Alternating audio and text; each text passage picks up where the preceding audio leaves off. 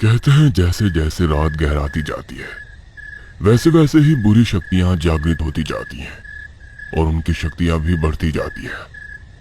रात के 1:30 बज रहे थे। सुशांत अपने कमरे में गहरी नींद में सोया हुआ था। उसकी नींद की गहराई का अंदाजा इस बात से लगाया जा सकता था कि उसके कमरे में सिर्फ एक ही आवाज आ रही थी और वो आवाज थी उसके खर्राटों की। उसके कमरे की दीवार पर लगी घड़ी की सुई टिक टिक करती हुई आगे बढ़ रही थी। उधर सुशांत के कमरे में भी कोई दाखिल हो रहा था, छम छम करते हुए। उसके पैर की पायल उस काली रात में अजीब सी सिहरन पैदा कर रहे थे। वो एक स्त्री थी, नई शादीशुदा स्त्री। लाल रंग का जोड़ा पहन रखा था, जेवर से लदी थी वो, लेकिन उसका चेहरा पूरी तरह घूंघट में था। वो सुशांत के बगल में जाकर बैठ जाती है और सुशांत को जगाने लगती है। उठिए, उठिए ना, कितना सोते हैं आप, उठिए। लेकिन सुशांत नहीं जागता है। स्त्री उसे लगातार जगाने की कोशिश करती है, लेकिन सुशांत नहीं जागता है।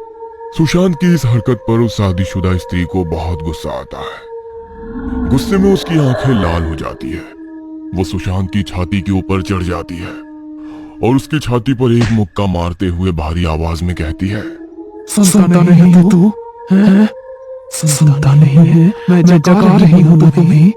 जाग जाग जाग जल्दी, नहीं तो फिर तू कभी नहीं जागेगा। ये कहकर स्त्री उसकी छाती को नाखून से नोचने लगती है। सुशांत की छाती से खून निकलने लगता है। वो दर्द से कराहता है। ये क्या कर रही हो तुम? ये क्या कर रही हो? ये कहकर वो जोर से चीखता है और उस चीख की आवाज से उसकी नींद खुल जाती है। वो बिस्तर पर हड़बड़ाकर बैठता है। उसका पूरा शरीर पसीने से भीगा हुआ था। उसे इस बात को सोचकर राहत मिलती है कि वो सब कुछ सपने में देख रहा था। अचानक सुशांत के तकिए के पास रखे उसकी मोबाइल की घंटी बजनी शुरू हो गई। कौन इतनी रात को कॉल कर रहा है? वो कॉल रिसीव करने के लिए अपना हाथ आगे बढ़ाता है, लेकिन उसका फोन तो तकिए के पास था ही नहीं। अरे, मेरा फोन कहाँ गया? ये बोलते ही उसे याद आता है कि रात को सोने के पहले उसकी नई नवेली दुल्हन यानी उसकी पत्नी श्रेया ने उससे कहा था कि क्या सुशांत, पत्नी मैं हूँ कि ये तुम्हारा फोन? हाँ, अरे पत्नी तुम ही हो मेरी जान। तो फिर इसे सीने से लगाकर क्यों सोते हो? चलो इसे मुझे दो, मैं इसे वहां टेबल पर रख देती हूँ। ये कहकर श्रेया ने सुशांत के हाथों से फोन लिया और पास के टेबल पर रख दिया। सुशांत उसकी इस हरकत को मुस्कुराकर देखने लगा। बहुत प्यार करती हो तुम मुझसे श्रेया। पता नहीं। बहुत ही रहस्यमय अंदाज में श्रेया ने यह बात सुशांत से कही। बहरहाल सुशांत अपनी आंखें मसलते हुए बिस्तर के दाईं ओर हाथ लगाता है और कहता है, श्रेया। लेकिन श्रेया तो वहां थी ही नहीं। लगता है वॉशरूम गई होगी। वो थोड़ी देर श्रेया का इंतजार करता है, लेकिन जब आधे घंटे तक वो नहीं आती है तो वो बिस्तर से उठता है और अपने कमरे से बाहर निकलता है। लेकिन जैसे ही वो बाहर निकलता है और बाहर जो देखता है उसे देखकर वो बिल्कुल सुन्न हो जाता है। वो देखता है कि श्रेया बाहर बैठी हुई है। उसके सामने मछली का एक्वेरियम टूटा हुआ पड़ा है। फर्श पर मछलियां तड़प रही हैं और श्रेया उन मछलियों को तड़पता देखकर खिलखिलाकर हंसी जा रही है। वो कोई नॉर्मल हंसी नहीं थी, बेहद भयानक और डरावनी हंसी थी। श्रेया, श्रेया ये सब क्या है? क्यों कर रही हो ये सब? मेरी मछलियां क्यों? ये कहकर सुशांत श्रेया के कंधे पर हाथ रखता है, लेकिन जैसे ही वो अपना हाथ उसके कंधे पर रखता है, श्रेया उसे अजीब नजरों से घूर कर देखती है और डरावनी आवाज में बोलती है, बहुत प्यार करता है ना तू इन मछलियों से? ले, मैंने सबका इंतजाम कर दिया है।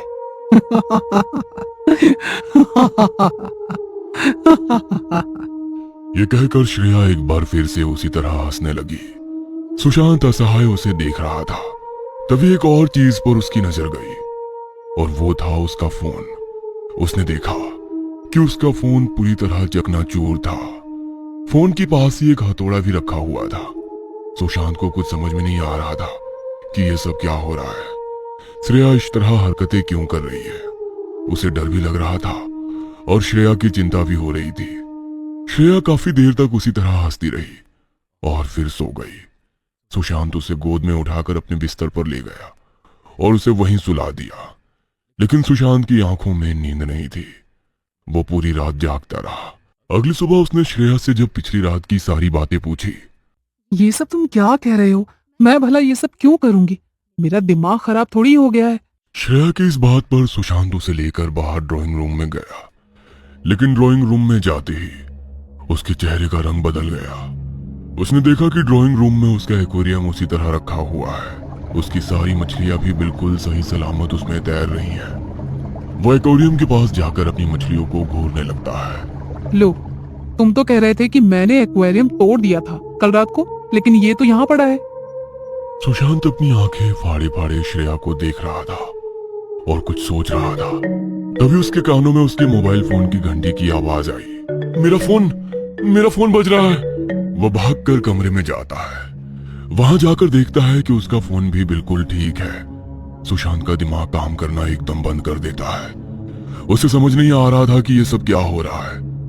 कल रात को उसने अपनी आंखों से जो देखा था वो क्या था, और जो चीज वो अभी देख रहा है वो क्या है। वो सोचता रहा, लेकिन किसी भी सवाल का जवाब उसके पास नहीं था।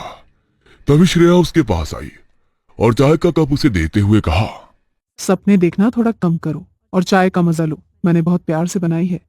सुशांत चाय पीते हुए श्रेया की ओर देखता है और फिर 1 महीने पहले श्रेया से उसकी मुलाकात का पूरा सीन उसकी आंखों के आगे घूमने लगता है। उस रात ऑफिस में बहुत सारा काम था, इसलिए उसे ऑफिस से निकलने में 12:30 बज गए थे। वो अपनी बाइक से अपने घर लौट रहा था। काफी खामोश रात थी वो, जैसा कि होती है। सुशांत की बाइक फुल स्पीड में थी। घर जाऊंगा और सीधा सो जाऊंगा। ये प्राइवेट जॉब भी ना खून चूस लेती है पूरा। सैलरी बढ़ाने के नाम पर इनकी मां मरती है, लेकिन काम पूरा चाहिए। साले गुलाम बना लेते हैं। इस महीने में जॉब छोड़ दूंगा, कोई दूसरी जॉब ढूंढूंगा जिसमें सुकून हो, चाहे पैसा कम हो, लेकिन बंदा लाइफ तो एंजॉय करे। सुशांत खुद से बातें करते हुए बढ़ा जा रहा था। अचानक बारिश शुरू हो गई, लेकिन उसने अपनी बाइक नहीं रोकी क्योंकि वो बहुत थका हुआ था। वो बस घर पहुंचना चाहता था, जल्द से जल्द। अपने घर से वो 20 मिनट की दूरी पर था। तभी उसकी नजर एक कार पर गई। कार के पास ही एक बहुत ही खूबसूरत लड़की हाथ हिलाकर उसकी ओर इशारा कर रही थी। वो बारिश में भीग भी रही थी। शायद उसकी कार खराब हो गई थी और इस बारिश में उसकी कोई मदद करने वाला नहीं था। सुशांत का मन तो नहीं था, लेकिन उसने अपनी बाइक रोक दी। सॉरी, क्या आप मेरी हेल्प करेंगे? देखिए ना, मेरी कार खराब हो गई है। मेरे मोबाइल की बैटरी भी पूरी तरह से डेड हो गई है, तो मैं किसी को मदद के लिए भी नहीं बुला सकती। अरे डोंट वरी, लेकिन मैं आपकी क्या हेल्प कर सकता हूँ, क्योंकि मुझे कार का कोई आइडिया नहीं है। ओह, मुझे लगा कि... अरे कोई नहीं मैम, कार ठीक करने में मैं आपकी कोई हेल्प नहीं कर सकता, लेकिन मैं आपको घर तक तो छोड़ सकता हूँ अपनी बाइक पर, अगर आप कहें तो। वैसे आपका एड्रेस क्या है? सुशांत की बाइक पर श्रेया बैठ गई। सुशांत उसे लेकर उसके घर की ओर जाने लगा।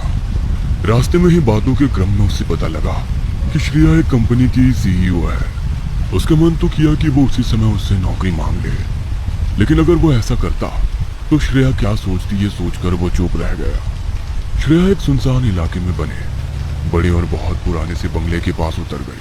Thanks Sushant, thank you so much. अरे इसमें थैंक्स की कोई जरूरत नहीं है। मेरी जगह कोई और होता तो वो भी आपकी हेल्प जरूर करता। सुशांत ये बोल ही रहा था कि तभी श्रेया ने उससे कहा, इफ यू डोंट माइंड, तो मुझे अपना मोबाइल नंबर दोगी? Mobile number? हाँ, 8800। सॉरी सुशांत, वो क्या है ना कि मेरा फ़ोन डेड है, तो मैं सेव कैसे करूं? तुम एक काम करो, ये मेरा कार्ड रख लो। सुशांत ने श्रेया का कार्ड रख लिया। पूरे 24 घंटे तक वो उस कार्ड को घूर घूर कर देखता रहा और आखिरकार उसने कॉल कर ही दिया। मैं तुम्हारे ही कॉल का वेट कर रही थी सुशांत। मेरे कॉल का? आपको कैसे पता कि मैं आपको कॉल करूंगा? बस ऐसे ही इंट्यूशन हुआ। श्रेया और सुशांत उसी शाम एक कॉफी हाउस में मिले। हालांकि श्रेया पूरे 1 घंटे लेट आई थी कॉफी हाउस में, लेकिन सुशांत ने उसका वेट किया क्योंकि आज वो तय करके आया था कि अरे क्यों मानेगी वो बुरा? मैं कह दूंगा कि मैं इस नौकरी से खुश नहीं हूँ, प्लीज मुझे अपनी कंपनी में कोई नौकरी दे दे। सुशांत एक नौकरी की तलाश में था, लेकिन उसे क्या पता था कि वो कंपनी का मालिक बनने वाला है। उसी शाम श्रेया ने सुशांत से अपने प्यार का इजहार कर दिया। प्यार? ये आप क्या कह रही हैं मैम? मुझसे प्यार? अरे आप कहाँ और मैं कहाँ? जमीन आसमान का अंतर है हम दोनों में, दोनों के स्टैंडर्ड्स में, दोनों के कपड़े लतों में, दोनों की सोच में। प्यार सिर्फ प्यार होता है सुशांत, वो स्टैंडर्ड नहीं देखता, वो पहनावा नहीं देखता। और जहां तक बात रही सोच की, तो तुम सोच लो, मैंने तो सोच लिया है। सुशांत क्या सोच कर आया था और क्या हो गया? वो खुश था, बहुत खुश। मिडिल क्लास इंसान की एकदम से इतनी बड़ी लॉटरी लग जाए तो वो खुश होगा ही ना। श्रेया ने सुशांत से शादी कर ली। सुशांत की लाइफ अब बिल्कुल बदल गई थी। कहां उसे 14 से 15 घंटे कुत्तों की तरह काम करना पड़ता था, और कहां अब उसकी जिंदगी लग्जरी से भरी हुई थी। शादी के 1 सप्ताह बाद ही सुशांत के साथ ये घटना घटी थी। लेकिन उस रात के बाद सुशांत के साथ ऐसी घटनाएं हर दिन होने लगी। सुशांत को श्रेया के हाव भाव भी अब ठीक नहीं लगते थे। श्रेया का ना तो कोई दोस्त था और ना ही रिश्तेदार। श्रेया किसी कंपनी की सीईओ तो थी, लेकिन वो सारा दिन घर में रहती थी, कभी ऑफिस नहीं जाती थी। यही नहीं, श्रेया के घर के आसपास दूर दूर तक कोई नहीं रहता था। एक बार उसने श्रेया से इस बारे में पूछा तो श्रेया ने उसे घूर कर देखा कि वो भीतर ही भीतर उससे डर गया। पिछले कुछ दिनों से उसे यह भी लगने लगा था कि श्रेया उसे मारना चाहती है। एक रात तो श्रेया उसकी छाती पर बैठकर उसका गला दबा रही थी। जब सुशांत ने उससे इस बारे में पूछा तो उसने कहा कि पता नहीं मुझे क्या हो गया था सुशांत।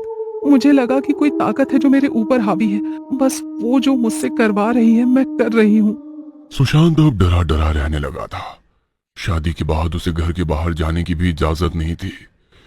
एक दिन वो जबरदस्ती बाहर जाने की जिद करने लगा तो श्रेया ने अपने हाथ की नसें काट ली। श्रेया की इस हरकत ने सुशांत के रोंगटे खड़े कर दिए। सुशांत हर दिन मर रहा था। वो भागना चाहता था इन सब से पीछा छुड़ाकर, लेकिन वो भाग नहीं पा रहा था। एक रात की बात है, सुशांत बिस्तर पर लेटा हुआ मोबाइल स्क्रॉल कर रहा था। श्रेया बाहर लॉन में टहल रही थी। तभी सुशांत की नजर एक आर्टिकल पर गई, जिसे पढ़कर वो पूरी तरह चौंक गया। वो आर्टिकल प्रेतनी पर थी। उसमें लिखा हुआ था, कई लड़कियां जो एक्सीडेंट का शिकार होकर या आत्महत्या करके कुंवारी अवस्था में ही मर जाती हैं, वो प्रेतनी बन जाती है। कुंवारी अवस्था में मृत होने पर उनकी शारीरिक इच्छा तृप्त रह जाती है, इसलिए वो इंसानों से इंसान के वेश में आकर मिलती है। अमावस्या की रात जब तेज बारिश हो रही हो, तब रात के 12 बजे से 3 बजे तक ही ये आत्माएं अपने शिकार पर निकलती है। उनसे शादी करती है, स्त्री रूप में उनके साथ सहवास करती है, उन्हें कैद करके कुछ दिन रखती हैं, फिर उन्हें मार डालती है। ऐसी प्रेतनियां सिर्फ कुंवारे लड़कों का ही शिकार करती हैं। सुशांत उस आर्टिकल को पढ़कर बेहद डर गया। उसे पता नहीं ऐसा क्यों लगने लगा कि श्रेया एक मामूली लड़की नहीं है, वो प्रेतनी है, क्योंकि आर्टिकल में लिखी सारी बातें उससे मिल रही थी। सुशांत बेहद घबरा गया। वो वहां से किसी भी कीमत पर भागना चाहता था, चाहे इसके लिए उसे कोई भी कीमत चुकानी पड़े। सुशांत रसोई घर में गया, वहां से अपने हाथों में चाकू लिया और बाहर की ओर निकला। बाहर श्रेया खड़ी थी। सुशांत ये क्या है? ये चाकू तुम्हारे हाथों में क्या कर रहा है? सुशांत ने श्रेया की बातों का कोई जवाब नहीं दिया। उसने पूरी ताकत से श्रेया के पेट में चाकू भोंक दिया। खून की तेज धार श्रेया के पेट से निकलने लगी। वो दर्द से कराहने लगी।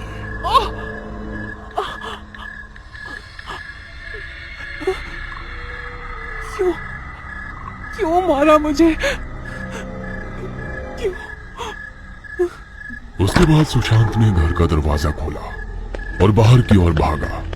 काफी दूर तक दौड़ने के बाद उसे पुलिस की गाड़ी दिखी, जो नाइट गश्ती में निकली हुई थी। उसने पुलिस वालों को सारी कहानी बताई और अपनी जान बचाने की गुजारिश करने लगा। लेकिन सुशांत ने यह महसूस किया कि पुलिस वाले उसकी बातों पर कोई ध्यान नहीं दे रहे हैं। उसे उन पर बहुत गुस्सा आ रहा था।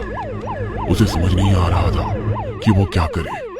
तभी उसने देखा कि पुलिस की गाड़ी श्रेया के बंगले की ओर मुड़ गई। उसने मन ही मन भगवान को धन्यवाद दिया कि पुलिस वालों को उसकी बात पर यकीन हुआ। श्रेया के घर के बाहर पुलिस की जीप रुकी। सुशांत पुलिस इंस्पेक्टर के साथ घर के अंदर दाखिल हुआ, लेकिन अंदर दाखिल होते ही सुशांत ने जो देखा उसे देखकर वो सन्न रह गया। उसने देखा कि अंदर उसका मृत शरीर लहूलुहान अवस्था में पड़ा हुआ है। पुलिस वाले उसकी लाश को उठाकर गाड़ी में डाल रहे हैं।